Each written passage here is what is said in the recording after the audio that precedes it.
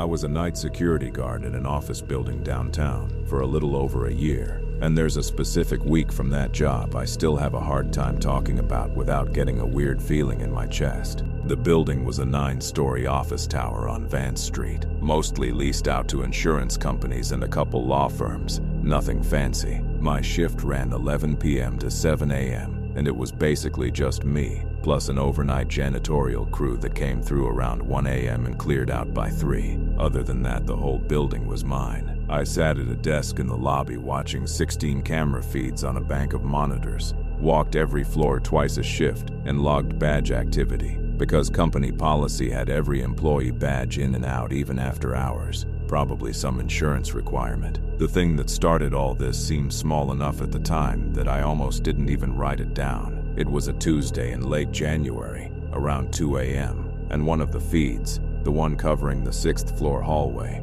showed someone walking from the elevator bank toward the office suite up there. That floor was leased to an insurance company called Meridian Group. Guy in a dark jacket, walking at a totally normal pace. Nothing about how he moved that stood out. I checked the badge log after, because that's protocol. Anyone accessing a floor after hours needs to badge in, and there was nothing there. No scan for 6th floor at all. I figured it was probably a glitch. Our system wasn't great. Sometimes the scanner just didn't register a card if a door had been propped, which happened more than it should have because the cleaning crew liked to prop doors while they worked. I made a note in the binder and didn't really think about it again. He came back 3 nights later. Same window, roughly. Same jacket. Same easy pace off the elevator. Again, nothing on the badge log. I called our security vendor about it, mostly just to rule it out, and they ran a diagnostic and told me the 6th floor scanner was working fine. Then I asked Patrice, who managed building access on day shift, whether Meridian had anyone who came in at weird hours,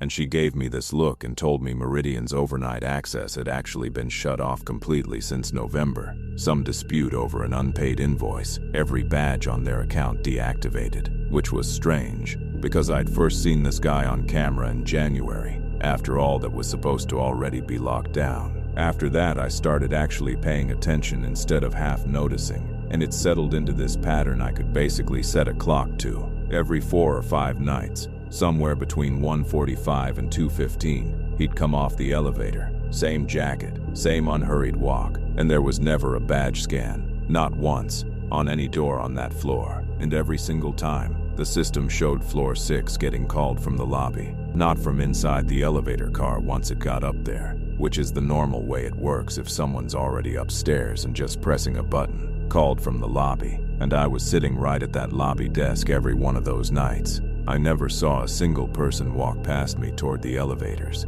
It would just start moving up on its own. I'll be honest, I stopped doing my floor walks past the 4th floor for a couple weeks around then. I'm not proud of that, but that's what happened. The last night it happened, I made myself actually catch the elevator at 6 instead of doing what I usually did, which was just wait for it to come back down empty like always. My hands were shaking enough on the button panel that I dropped my radio. It just hit the elevator floor, and I left it there. I didn't even bend down to grab it, because I did not want to be crouched down in that car for even 2 extra seconds. When the doors opened, the hallway was empty, same as it always looked, except the suite door, which should have been locked. No badges active. Nobody supposed to be anywhere near it. Was sitting open about 4 inches, just cracked, right there in the dark. I stood in that hallway for a while trying to decide if I was actually going to push it open. I didn't. I pulled it shut, heard the latch click, and I took the stairs all the way back down instead of the elevator, because there was no way I was getting back into a moving box with doors that opened themselves.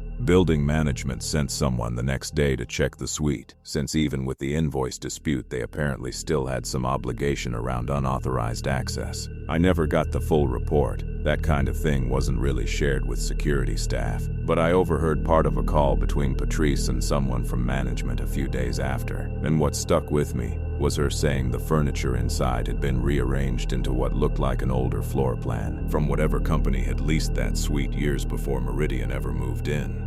And then she mentioned there was still an old employee directory bolted to the wall back there, behind a supply cabinet, left over from that previous tenant, never taken down, just built over by whoever came in after. She said the desk that had been dragged back to face the window instead of the door, the way Meridian had never set it up, lined up exactly with one specific name still listed on that old directory. She didn't say the name out loud on the phone. I don't think I really wanted her to either. I put in for a transfer to a different building about 6 weeks after that. Told them I wanted something closer to home. Nobody really questioned it. I still don't know who that was on the 6th floor camera, or how an elevator gets called from an empty lobby, or whose name is still sitting on a directory nobody's bothered to take down after all these years. What sticks with me most, honestly, isn't even the door or the elevator. It's that walk. The way he never seemed to be in a hurry, like he'd made that same trip enough times that there was no reason to rush anymore, and he was just waiting for someone to finally put his desk back where it used to be.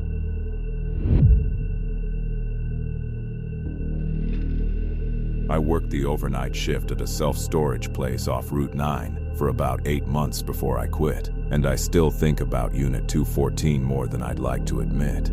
The place was called Keystone Self-Storage, out past the Sunoco on 9, one of those long metal buildings with the orange doors and the gravel lot that never got repaved. I took the job because it paid decent for basically doing nothing. Sit in the front office from 11 p.m. to 7 a.m., buzz people in through the gate if they showed up with their code, watch the security monitors, do a walkthrough every couple hours. My manager Diane trained me for like 2 days, and then it was just me, every night, alone. For the first few months, it was genuinely the easiest job I've ever had. I'd bring my laptop, watch stuff, sometimes fall asleep in the chair because, let's be honest, nobody's coming to a storage facility at 3 a.m. Every so often, someone would buzz in around midnight to grab something out of their unit, some guy moving out of an apartment, whatever, just normal stuff. Then in October, I started noticing the gate log had activity around 2 a.m. almost every night for Unit 214. I only noticed because part of my job was reviewing the access log at the start of each shift, and I kept seeing the same code punch in at like 1:50, 2:10, sometimes 2:40 a.m. Always a different time, but always in that window. I looked up the account. It belonged to a woman named Carol Ferris, older lady. I'd actually met her once during the day when I covered a shift for Diane. Sweet, kind of quiet, drove a beige Buick. Did not seem like the type of person doing anything at a storage unit at 2 a.m. on a Tuesday. The first time I actually saw her, it was mid-November, during my 2 a.m. walkthrough. Her Buick was parked outside 214, engine still running, headlights on, trunk popped. She had a cardboard box in her arms. I remember because it looked heavy, the bottom of it sagging a little, and she was walking it toward the unit with this stiff, careful shuffle like she didn't want to jostle whatever was in it. I said, "Hey, you doing okay?" from maybe 20 feet away. It took her a solid few seconds to turn and look at me, and when she did, she smiled in a way I genuinely can't describe as anything but wrong. Not scary in an obvious way, just too calm, too still, like she'd rehearsed it. She said she was grabbing some things for her son, said it real casual, then carried the box inside and pulled the door most of the way down, not all the way. I noticed after that first night that she only ever went in carrying something. I never once saw her come out carrying anything. Boxes, a duffel bag once, something wrapped in a moving blanket another time, always going in, never coming out. I told myself she was just consolidating stuff from her house. People do that. I made myself believe it for about a month. What I couldn't explain away as easily was how long she'd stand at the door before going in. The camera on that row was grainy, black and white, but good enough to see movement, and on the nights she came, she'd pull in, walk to the unit, and then just stand there facing into the dark for anywhere from 10 minutes to almost 40 before she finally stepped inside. I brought it up to Diane once, tried to keep it casual. Does Carol Ferris come in a lot at night? Is that normal for her account? Diane just laughed and said some people keep weird stuff in storage, don't worry about it. Which is fair enough, because it's not really my business what's in someone's unit. The thing I still can't fully explain happened the second week of December. Same 2 a.m. round, her car in its usual spot, except this time the unit door was open all the way, which she never did, and I could hear something coming from inside. Not talking exactly, more like counting, slow, low, under someone's breath. 41, 42, 43, steady, evenly spaced, like whoever was doing it had all the time in the world. It took me a few seconds to realize it wasn't Carol's voice. Hers I already knew, and this was lower, slower, and I genuinely couldn't tell you if it was male or female. Carol was just standing near the door, facing in, not reacting to it at all. Like a second voice counting numbers in her storage unit at 2 in the morning was the most unremarkable thing in the world. I said something like everything all right in there, from a safe distance. She turned, same smile, and said just fine, hun, almost done, and pulled the door down. All the way, this time, I heard the padlock click into place. She never came back to that unit again, not once. I checked the logs obsessively for the rest of the time I worked there, close to 3 more months, and 214 just went quiet. Diane mentioned a while later that the account had gone delinquent, hadn't been paid in weeks, and eventually the company would auction off the contents, standard policy for abandoned units. I quit not long after, mostly for unrelated reasons, but I won't pretend that unit wasn't part of it. About 4 months after I left, I ran into a guy I used to work the day shift with, Marcus, at a gas station, and we got to catching up, and he mentioned, offhand, like it was just a weird bit of gossip, that when the company finally cleared out 214, the crew that did it wouldn't finish the job. Said they got about halfway through and just left, took what they'd already pulled out, and told the office they weren't going back in without someone else there. Marcus didn't know why, and he said nobody who worked there that day would really talk about it, and the unit ended up getting split up between 2 different auction lots instead of 1. Which apparently never happens. I never found out what was actually in there. I never found out who Carol Ferris was bringing things to, or what she'd been counting toward, or why a full storage crew would rather lose the job than finish it. But I think about that steady voice more than almost anything else from that year. Not loud, not frantic, just patient, counting like it had nowhere else to be, and Carol standing there listening to it like she'd heard it 100 times before, and was only waiting for it to reach some number that mattered.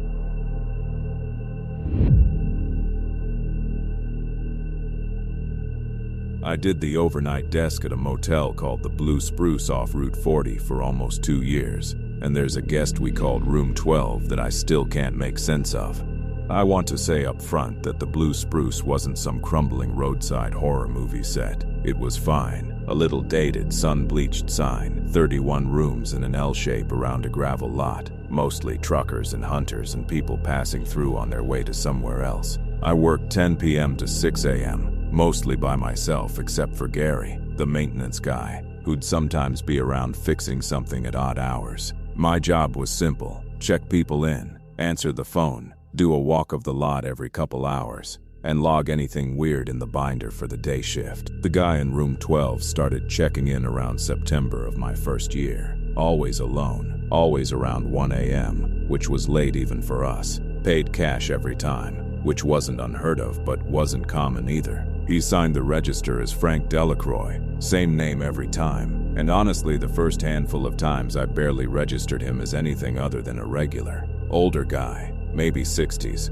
wore a long coat even when it wasn't cold. He'd take his key, say thank you in this flat, polite voice, and that would be it. I wouldn't see him again until checkout, except I never actually saw him at checkout either. He'd just leave the key in the room and go, sometime before I came back on shift, and Gary or the day girl would find it when they cleaned. The first thing that actually stuck with me was small, and I didn't think anything of it for a long time. We had 2 exterior cameras, one covering the lot and office, and one covering the walkway along the rooms. I got in the habit of glancing at the monitor after checking someone in, just out of boredom, watching them walk to their room. Every single time Frank Delacroix checked in, I'd watch the office door camera and see him walk out of frame toward the rooms. Then I'd switch to the walkway camera, the one covering that exact stretch, and he was never there. Not once. I told myself the timing was off, that he must have been walking slower than I thought, catching some gap between frames, anything that kept me from thinking about what I was seeing. Around the 4th or 5th time he stayed, I started noticing the room itself was making noise on nights when, according to the register, it wasn't occupied by anybody but him. No adjoining guests, no housekeeping, nothing. I'd hear it during my 2 a.m. walk, a slow, dragging sound, furniture maybe, or something being pushed a few inches and stopped. then quiet for a long stretch, then it again. I stood outside the door once for probably a full minute just listening, feeling stupid, telling myself it was pipes or the AC unit cycling, which those units did make weird noises. That part was true. But pipes don't pause like they're thinking about it. I brought it up to Gary eventually, tried to make it sound like a joke. Hey, does the Delacroix guy freak you out at all? And Gary just kinda shrugged and said something like, some guests are just quiet ones, don't overthink it, and went back to fixing the ice machine. The night that actually got to me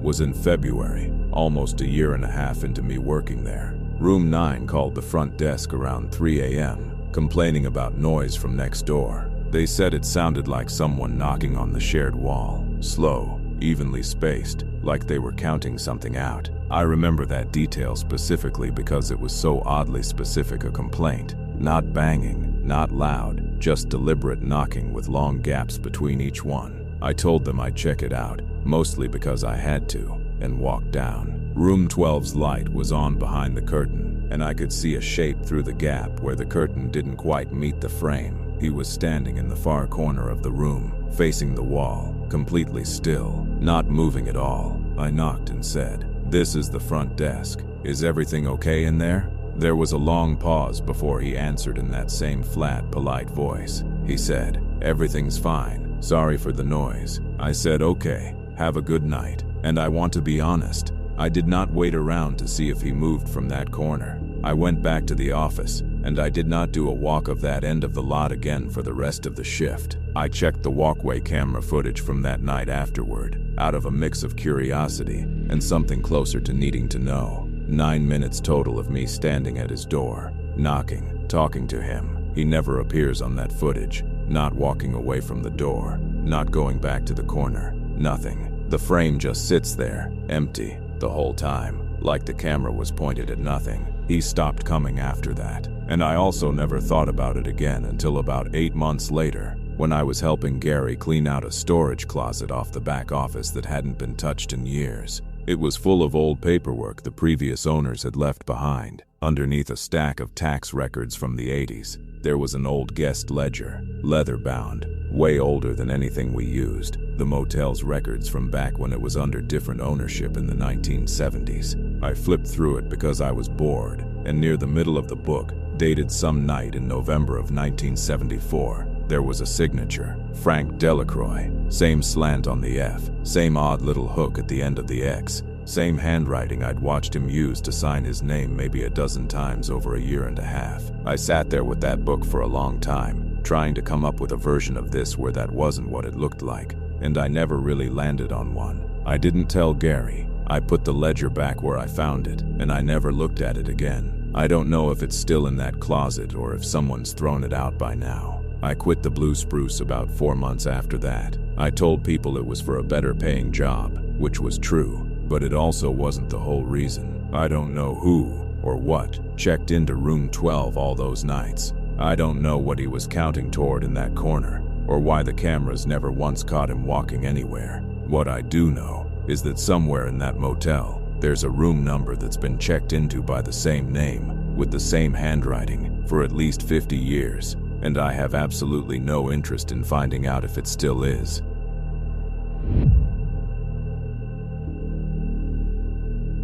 So this happened when I worked overnight at a gas station off Route 118, a Sunoco, for about 2 years. There's a customer we ended up calling the Watchman that I never really told anyone the full version of, not even my mom, because I think she would have made me quit on the spot if she knew everything. It was a pretty small station, one pump island, attached mini-mart, out on this stretch of road connecting 2 small towns with basically nothing in between. I worked 10 p.m. to 6 a.m. by myself, no coworker on shift, just a panic button under the register that called a security company about 40 minutes away, which tells you how much good that would have actually done in the moment. I took the job at 19 mostly because it paid better than the fast food place I'd been at, and honestly I liked the quiet at first. Most nights were truckers stopping through, a couple regulars grabbing cigarettes, maybe someone lost asking for directions. Nothing ever happened there. That was kind of the whole point of liking the job. This guy started showing up probably my 3rd month in. I want to say it was always between 1 and 2 a.m., and he always came on foot, which honestly should have bothered me a lot sooner than it did, because we were like 4 miles out from the nearest neighborhood that even had sidewalks. He was maybe mid-40s, average build, wore this gray zip-up jacket pretty much every single time I saw him. He never bought much. Water, sometimes gum, one time just a lighter, which was weird because I never once saw him smoke. He always paid in exact change, and he was quiet, kind of formal actually, like he'd say thank you in this clipped way that didn't really match how most people talk. Then he'd leave. Except he didn't really leave, is the thing. He'd walk out toward the edge of the lot, right about where our lighting stopped and it just went dark, and then he'd stop and turn around and face the store. I'd be at the register and I'd just glance up and there he'd be, not doing anything, just standing there. Sometimes it was 5 minutes and I'd look up again and he'd be gone. Other times I'd get busy with something and look up like 40 minutes later and he was still out there. I want to be honest, for a long time I just didn't let myself think about it too much. I told myself he was waiting on a ride, or maybe he just liked being outside, or he was having a smoke somewhere he didn't want to do it near the pumps even though I never saw a cigarette. Any boring explanation was better than the alternative, because the alternative meant admitting I was scared alone in a gas station at 1 a.m. 4 miles from anybody. And honestly, if I tried to explain any of this to a cop, what would I even say? A man standing in a parking lot isn't against the law. He never said anything rude, never came behind the counter, never did anything you could point to and go, see, that's the problem. It was just this feeling I had that I couldn't really put into words in a way that would make sense to somebody who hadn't actually been there watching it happen night after night. By around month 5, it stopped being occasional. It was almost every night at that point, and I noticed, kind of without meaning to, that he'd started standing a little closer each time. I actually started marking it by the pump island without really deciding to. First he was hanging back past pump 2, and then it got to where he was standing right up at pump 1, which was the closest one to the door. Close enough that even in bad lighting I could tell something was off about how he looked at the store. He didn't blink much. I don't know how else to say it. Most people, even standing still, their eyes move around a bit. They look at their phone. They shift their weight, whatever. He'd just fix on the building, on me through the window, and stay like that the whole time. I started keeping the panic button actually in my hand instead of under the counter around then. Never used it though. I kept telling myself there wasn't really anything to report. The night everything changed was a Tuesday in March.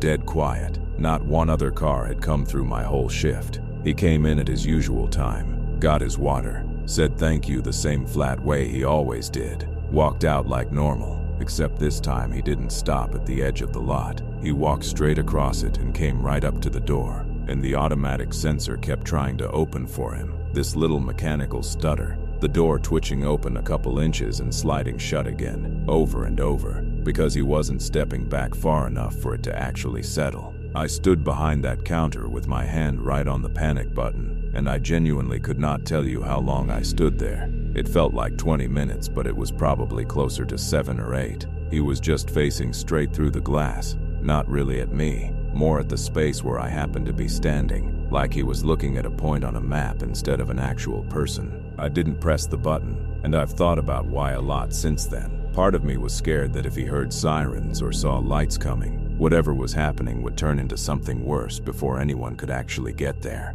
So I just stayed still and waited, and after a while, longer than it should have taken, he turned and walked back off into the dark past the pumps and didn't come back that night. I quit 2 shifts later, told my manager some story about a family thing. I don't even remember what I said exactly. I never told her the real reason, and I never went back to that station, not even during the day, not even just to get gas. About a year later, I ran into a girl named Deanna, who ended up taking over my old shift after I left. We knew each other from high school, and she brought him up completely on her own, which caught me off guard. She just mentioned there used to be some weird guy who hung around the lot at night before she started. Gray jacket, barely said anything, and that he'd stopped coming around a while before she got hired. I hadn't said a word to her about him. I asked how she even knew about him if he'd already stopped before her shift started, and she said the girl before her had told her about it. Apparently he'd been coming to that same station on and off for years,